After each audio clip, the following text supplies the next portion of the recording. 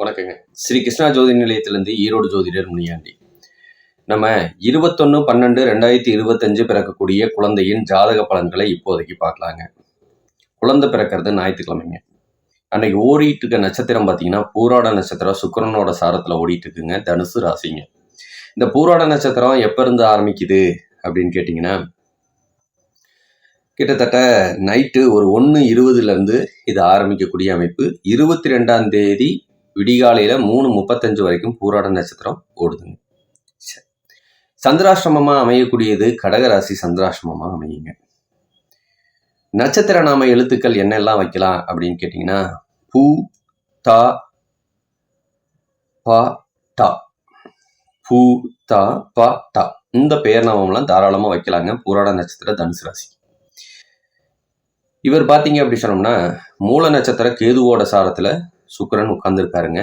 தசாபுத்தி அதுக்கேற்ற மாதிரி தான் நடக்கும். சூரியனும் மூல நட்சத்திரத்தை சாரத்தில் தான் உட்கார்ந்துருக்குது. சந்திரனும் பார்த்தீங்க அப்படி சொன்னோம்னா சுக்கிரனோட சாரத்தில் உட்கார்ந்துருந்தா அவரும் பார்த்தீங்க அப்படி சொன்னோம்னா மூல நட்சத்திர சாரங்கிறதுனால அதுவும் கேதுவோட சாரமே ஓடுது. செவ்வாயும் அதே கேதுவோட சாரத்தில் ஓடுறாங்க. அன்னைக்கு குழந்தைகள் பிறக்காமல் இருக்கிறது தான் சிறப்பு. அப்படி நம்ம வீட்டில் குழந்தைகள் பிறக்க வேண்டிய சூழ்நிலை கொடுத்துருச்சு அவசரம் அப்படின்னு சொன்னாலும் கிட்டத்தட்ட ஒரு 50 ஆண்டு காலத்துக்கு பாதிக்கப்படக்கூடிய அமைப்பு நல்லா இருக்குங்க. அதில் எந்தெந்த லக்னக்காரங்க முழுசாக பாதிக்கப்படுவாங்க அப்படிங்கிறது நமக்கு வேணும்.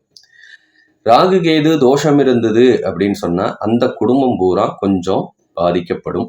கொஞ்சம் இல்லை, நல்லாவே பாதிக்கப்படும். சில சமயம் தந்தையால் பிரயோஜனம் இருக்காது, இல்லைன்னா தாயால் பிரயோஜனம் இருக்காது.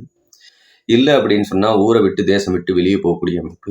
கடன், நோய், வம்பு வழக்கு பிரச்சனை, வீட்டில் ஒரு தீராத நோயை கொடுக்கக்கூடிய அமைப்பு, படுத்த படுக்கையை ஆக்கக்கூடிய அமைப்பு, வீட்டில் ஒருத்தங்களாவது படுத்த படுக்கையில் இருக்கக்கூடிய அமைப்பு, இது எல்லாத்தையுமே ஏற்படுத்திடுவாங்க.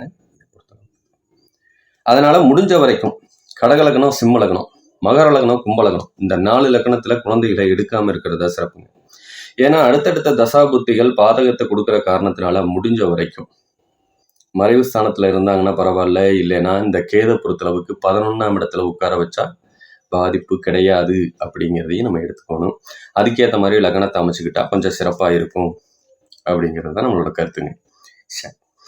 திதின்னு பார்த்தீங்கன்னா திதியையும் வளர்பிறபட்சம் திதியை திதி, யோகம் பார்த்தீங்கன்னா விருத்தி யோகம், கரணம் பார்த்தீங்கன்னா பாலவ கரணம், ராகுவோட சாரத்தில். உச்சம் நீச்சம் ஆட்சி எந்த கிரகமே இல்லைங்க. பஞ்சபட்சின்னு எடுத்துட்டோம்னா கோழி தான் பஞ்சபட்சியாக இருக்கக்கூடிய அமைப்பு. குபேர புள்ளின்னு பார்த்தோம்னா திருவாதிரை நட்சத்திரம் மிதுன ராசிலையும், அதிர்ஷ்ட புள்ளியை எடுத்துக்கிட்டோம்னா அசுவினி நட்சத்திரம் 3ஆம் பாதம் மேச ராசிலையும், துரதிர்ஷ்ட புள்ளியை எடுத்துக்கிட்டோம்னா அசுவினி நட்சத்திரம் 4ஆம் பாதம் அதுவும் மேச ராசிலேயே அமையக்கூடிய அமைப்பு நல்லா இருக்குங்க.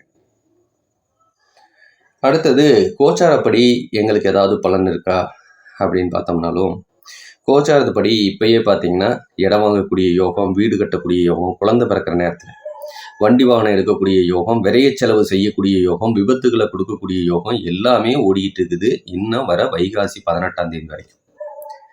சரிங்களா? இது நாடி முறைப்படி குழந்தைகளுக்கு என்னென்ன பலன் இருக்கு அப்படிங்கிறத பார்த்தலாம். பெண் பிள்ளைகளாக இருந்ததுன்னா அதிகாரத்துக்கு சொந்தக்காரியாக இருப்பாங்க. தலக்கணம் எப்ப அதிகமாக இருக்கும். தான் எடுத்தது தான் இறுதியான முடிவுனே உட்கார்ந்துருப்பாங்க. நல்ல புத்திசாலித்தனத்துக்கு சொந்தக்காரங்க, நல்ல ஒரு ஆசிரியர் தான் பெண்ணும் பிறவும். நல்லா படிக்கக்கூடிய பிள்ளையாக இருப்பாங்க.